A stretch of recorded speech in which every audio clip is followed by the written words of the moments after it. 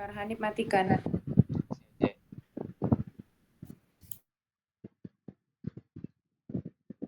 30 menit ya. Oke. Assalamualaikum semuanya. Baik, perkenalkan kami dari kelompok 1B dengan materi pembibitan kelapa sawit. Ini kami akan mempresentasikan materi tentang bagaimana persiapan bahan tanam untuk perkebunan kelapa sawit yang merupakan salah satu tahapan krusial dalam pengelolaan perkebunan secara komersial. Nah, materi ini mencakup mulai dari aspek genetik, teknis sampai memilih bahan tanam yang unggul. Nah, next. Nah, dalam mempersiapkan bahan tanam, sangat penting untuk memahami bahwa pertumbuhan dan produktivitas tanaman. Bentar. Perkenalkan dulu lah namanya. Oh, harus gitu ya? Ya iyalah, misalnya kok bacain itu dengan anggota 1B Ya, ya, ya. terdiri dari anggota. Oke, ulang. Baik, assalamualaikum semuanya. Selamat sore. Di sini kami dari Sore. kelompok 1B yang terdiri dari pertama Muhammad Hanif Hidayat, kemudian Muhammad Ibnu, kemudian Muhammad Khairul Nugraha dan Dija Zahra. Nah, di sini kami akan mempresentasikan materi tentang pembibitan kelapa sawit yang nantinya akan mencakup mulai dari masalah genetik, kemudian teknis dan pemilihan bahan tanam yang unggul. Next. Nah, dalam mempersiapkan bahan tanam ini sangat penting karena bahan tanam merupakan faktor yang mempengaruhi produktivitas dalam tanaman sawit. Oleh karena itu, bahan tanam disebut sebagai investasi dalam perkebunan komersial. Nah, dalam bahan tanam itu terdapat beberapa istilah penting yang perlu kita ketahui. Yang pertama adalah biji. Nah, biji ini merupakan organ reproduktif hasil pembuahan. Kemudian ada benih, di mana merupakan biji yang telah diseleksi dan dijamin kemurnian untuk ditanam secara komersil. Nah, semua benih itu adalah biji, sedangkan tidak semua biji itu benih. Kemudian ada kecambah. Kecambah merupakan benih yang diberi perakuan hingga tumbuh plumula dan reticula, maka jadilah kecambah. Kemudian ada ramet, yang dimana merupakan kecambah hasil kultur jaringan secara vegetatif. Dan ketika ditanam di lapangan itu disebut orted. Nah, setelah itu baru jadi bibit, di mana merupakan bahan tanam yang telah siap tanam, baik berasal dari biji maupun hasil vegetatif. Nah, di gambarnya ada terlihat yang masih warna merah ini ya biji, kemudian ada benih yang di bawahnya, setelah itu ada yang ada radiklopus ini kecambah, setelah itu ada ramet, baru di bawahnya lagi itu ada bibit. Oke, next. Nah, ini ada faktor yang mempengaruhi pertumbuhan bibit, itu ada 3, pertama inet, indus, dan enforce yang terakhir. Nah, untuk yang pertama inet itu adalah faktor genetik yang sudah ditentukan sejak embryo. Nah, gimana sih ini tidak dapat dimodifikasi tapi bisa dikelola dengan memilih kecambah dari sumber resmi yang memiliki legalitas seperti PPKS, PP Marihat, Medan, PT Sopin, dan sampai Sriwijaya. Nah, di mana list ini melebur menjadi satu, yaitu PPKS Medan. Kemudian ada Indus adalah merupakan faktor lingkungan buatan, di mana ini mencakup perlakuan kita terhadap tanaman seperti pemupukan atau pengendalian hama. Ini ada contohnya, yaitu varietas unggul seperti PP5 ini tidak akan maksimal jika tidak diberi pupuk N dan pengendalian hama yang intensif. Kemudian faktor ketiga ada enforce. Nah, ini faktor terakhir yang merupakan faktor alami yang tidak dapat dikendalikan, namun bisa dikurangi dampak negatifnya melalui pengelolaan industri. Ini yang sebelah tadi, pengelolaan perlakuan seperti pupuk maupun pengendalian hama. Contoh bisa seperti memperbaiki drainase ataupun penggunaan busa. Next, lanjut. bahan tanam ini biasanya dihasilkan melalui pertama persilangan inter dan intraspesifik melalui proses RRS, merupakan metode reciprocal recurrent selection, di mana untuk yang umum ya biasanya menggunakan persilangan hasil dari dura dan vesivara yang nantinya menjadi tenera. Nah, dulunya ini yang varietas umum ini berasal dari 4 pohon kelapa sawit dari kebun Bogor dura yang tahun 1848. Next. Nah, di sini salah satu cara mendapat bahan tanam itu melalui kultur jaringan. Di sini ada keunggulan dari kultur jaringan. Yang pertama adalah pembiakannya cepat, bisa sampai 30 kali lipat, lalu meningkatkan produksi minyak sawit sampai 10 sampai 12 ton per hektar per tahun. Namun selain ada keunggulan, ada juga resiko, yang dimana salah satunya adalah pertama keragaman genetik yang rendah sehingga membuat tanaman lebih rentan terhadap hama penyakit. Kemudian ada kemungkinan muncul variasi semak klonal yang menyebabkan ketidakseragaman hasil. Next. Nah, di sini ada aplikasi kultur jaringan yang untuk saat ini yang pertama sih sudah telah ditinggalkan untuk perbanyakan massal. Nah, namun masih digunakan secara terbatas untuk pengembangan klon hasil pemuliaan molekuler. Sedangkan ini ada beberapa masalah yang muncul, yakni antara lain adalah penambahan bulai, buah mantel, sampai kegagalan embryogenesis akibat penuaan yang dalam kekurangan dalam kultur jaringan. Next. Nah, ini tabel dari buku yang bahan, di mana tabel ini menunjukkan potensi produksi minyak dari beberapa jenis bahan tanam. D kali X dura persilangan dura dengan vesivara yang dikembangkan oleh lembaga PPKS, Sofindo, Topaz, dan lainnya gitu. Jadi dari data ini kita lihat bahwa produksi minyak per hektar mencapai hingga 6 sampai 8,4 ton.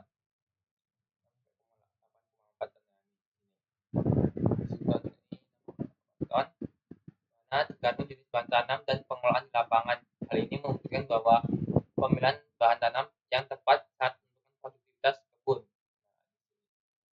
Di bagian B, produksi nomor 4. Ini ada 6 sampai 8,4. Oke. Sekian dari saya, kemudian akan dilanjutkan oleh saudara saya Saul Khairul. Kepada Khairul saya persilakan. Baik, terima kasih moderator. Nah, di sini terlihat pertumbuhan bibit. Pertumbuhan bibit itu adanya video dan juga tabel. Nah, yang pertama itu ada TBS dipilih menjadi kelompok benih. Rendam 3 menit juga antibiotik. Lalu masuk ke kamar pengeringan 2 hari. Mungkin tidak bisa saya bacakan tabelnya semua. Bisa diputarkan videonya, moderator? Jika buah sudah matang dengan sempurna, maka akan dilakukan pemanenan sesuai dengan standar pembibitan. Semua data rincian tandan tersebut akan dibukukan, dan tandan tersebut akan dikirim ke pusat pembibitan benih.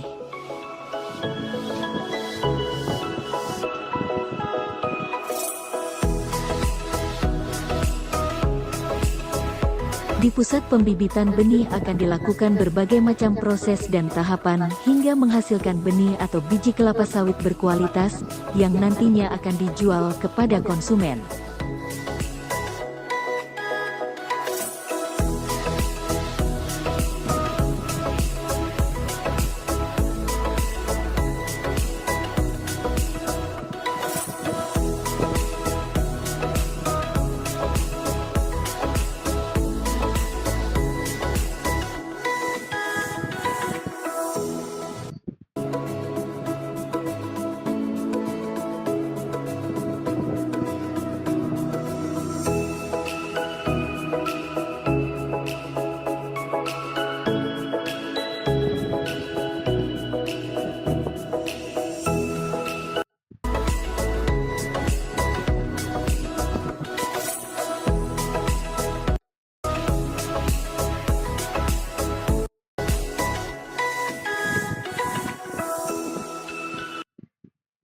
agar hasil produksi kelapa sawit dapat maksimal. Semoga bermanfaat dan salam tandan berduri.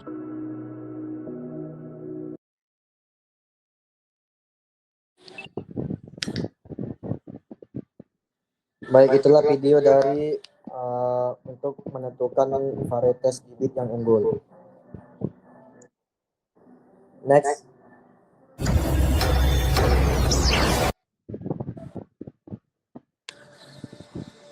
Nah, di sini ada gambar pertumbuhan bibit, morfologi bibit. Nah, dapat kita lihat bibit itu pertumbuhannya yang pertama itu seperti nomor 1, kemudian sampai ke tahap ke nomor 1. Next.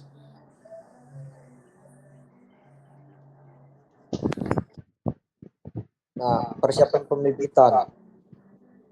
Persiapan pembibitan ada beberapa tahap. Pertama itu pemilihan lokasi dekat sumber air, datar, drainase baik, dan aman. Yang kedua itu pemesanan sampah 50.000 butir untuk 250 hektar. Prosedur pemesanan SP2 BKS dari Dinas Vendor Bersertifikat. Yang keempat, penjadwalan. Pemesanan 6-12 bulan sebelum tanam. Survei 1 bulan setelah pemesanan. Next.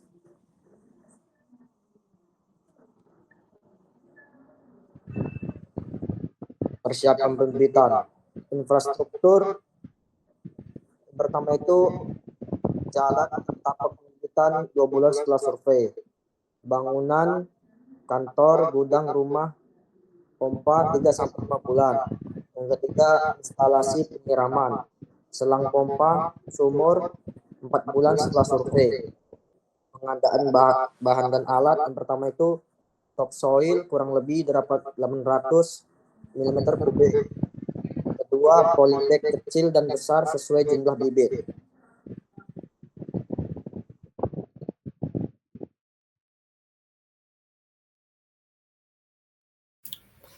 Oke, baik, selanjutnya pemeliharaan bibit di pre-nursery.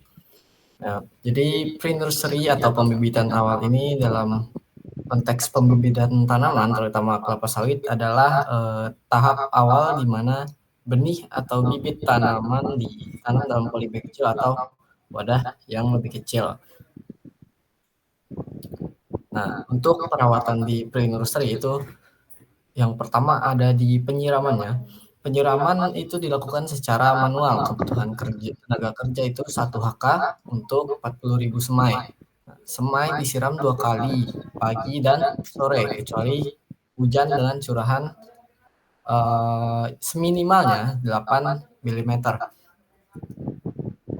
Untuk itu di area pembibitan harus dipasang tabung penakar curah hujan. Kemudian penyiraman dilakukan dengan gembor dan persediaan air diambil dari drum yang ditempatkan pada setiap blok. Nah, kemudian yang kedua itu ada di pemupukan. Nah, pemupukan dilakukan secara manual sesuai dengan tingkat kebutuhan bibit. Pupuk NPK, urea, dan pupuk organik cair. Nah, bibit kelapa sawit ini memberikan respon yang sangat baik terhadap campuran unsur NPK, terutamanya di pre-nursery. Untuk pemupukan juga ini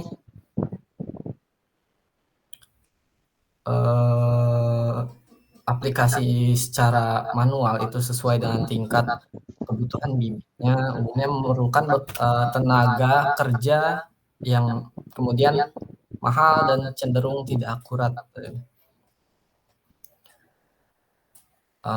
Kemudian sebelum pemupukan itu sebenarnya ada penyiangan gulma.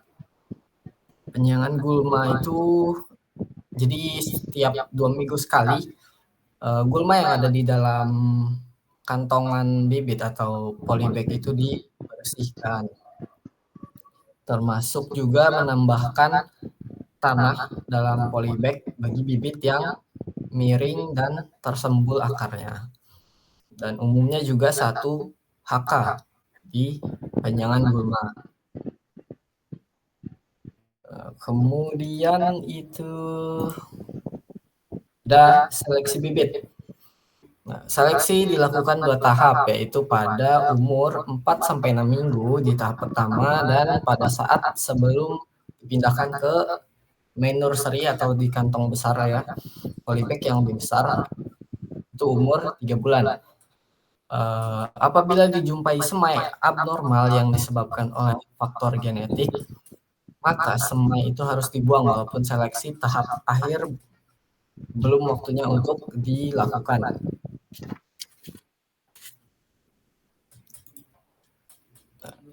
Ini beberapa contoh di perawatan di pre-nursery. Dilakukannya pemupukan, kemudian penyiraman. Ini sebenarnya terbalik ya gambarnya. Ini di pemupukan dan ini untuk penyiramannya. Dan ini untuk sanitasi lahannya. Baik, mungkin cukup sekian yang bisa saya sampaikan untuk di pre-nursery ini. Terima kasih.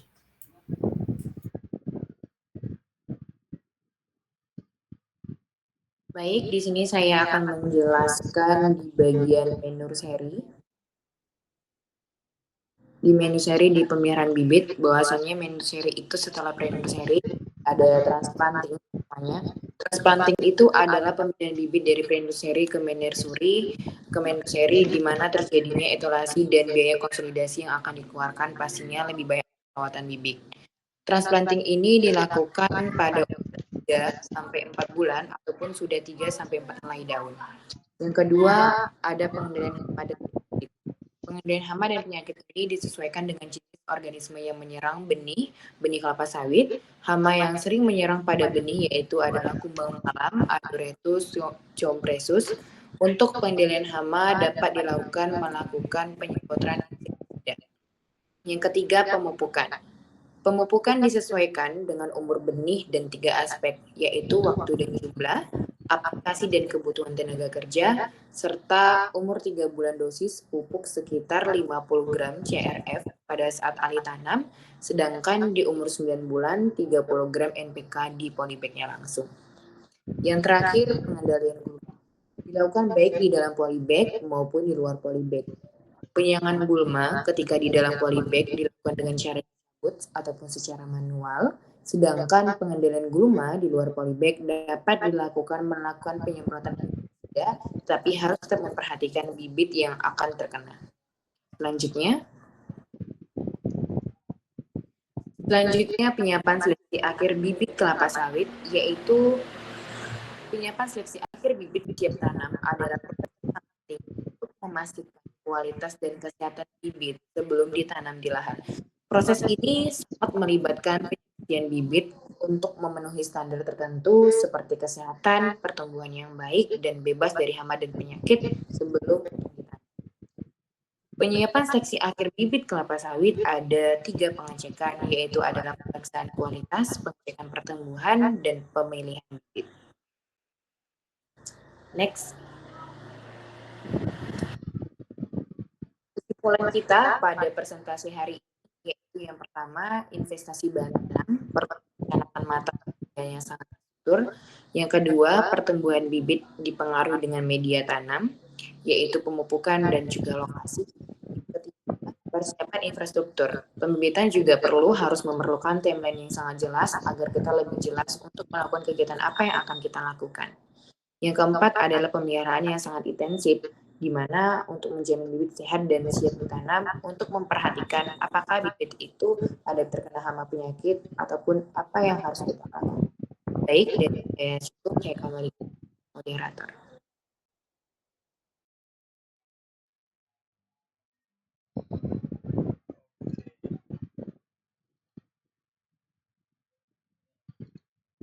Oke, baik. Terima kasih untuk semua presenter